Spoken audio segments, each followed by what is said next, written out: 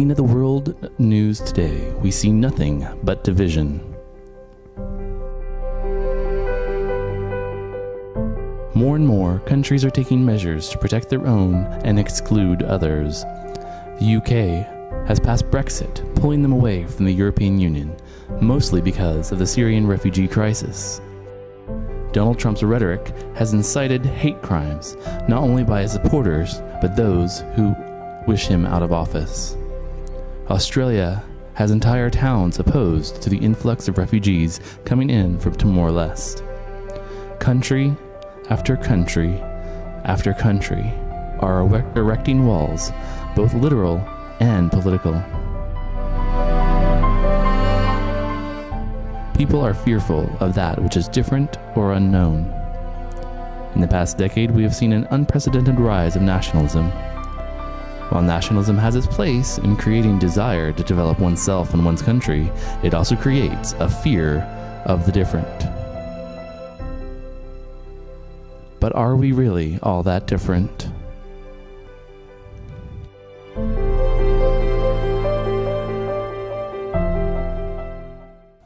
If we look closer, we might see a few interesting things. Let us visit some countries in Southeast Asia, like Indonesia, Thailand, Malaysia, Cambodia, the Philippines, and Vietnam. Have you tried Indonesia's siomay and satay? What about Thailand's pad thai? The Philippines' kare kare? Tasty, yes. Notice anything similar? That's right, they all include peanuts. Historically, Southeast Asians have gotten their peanuts likely from a Portuguese trading partner, and now the taste has spread all throughout the southern archipelago.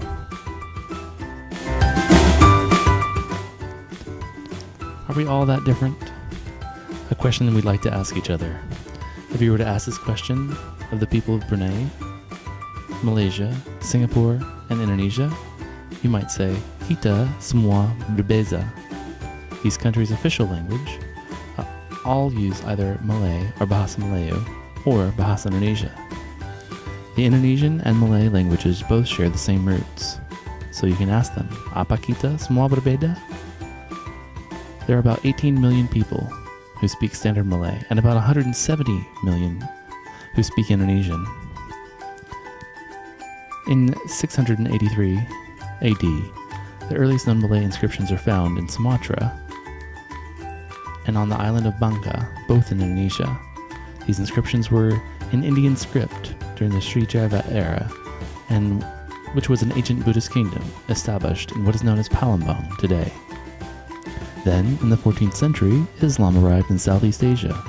The Malay language was written in Arabic script and was later changed into the Latin alphabet during the 17th century under the influence of the Dutch and the British. Now let us examine the historic monuments of different places that have similar roots and origins. Take a look at this photo. Can you name the historic site and where it's found? That's Angkor Wat in Cambodia. And this one? That's Prambanan Temple in Indonesia. If you look closely, you'll see the striking similarities between the two temples. Both temples are of Hindu origin. Let's check out other temples. Do you know which temple this is? That's Wat Arun in Thailand. And this one? That's right, Borobudur in Indonesia. Both share striking similarities because they are both Buddhist temples. Perhaps the greatest similarities can be revealed here at the Sanctuary of Truth. This enormous structure rises over 100 meters above the northern beach of Pattaya, Thailand. It's made entirely of wood. It is decorated with motifs from several religions, with the idea that there is at least some truth in all belief systems. Take a close look at this inscription. Every belief, every religion, every philosophy leads to the ideal world by different paths.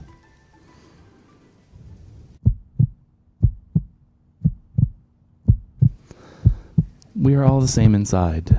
If you needed a heart transplant, or else you would die, would you care who it came from? Their country of origin? Their gender? Their race? Their religion? None of these matter when it comes to life or death. Why? Because we're all the same inside. Clap along if you feel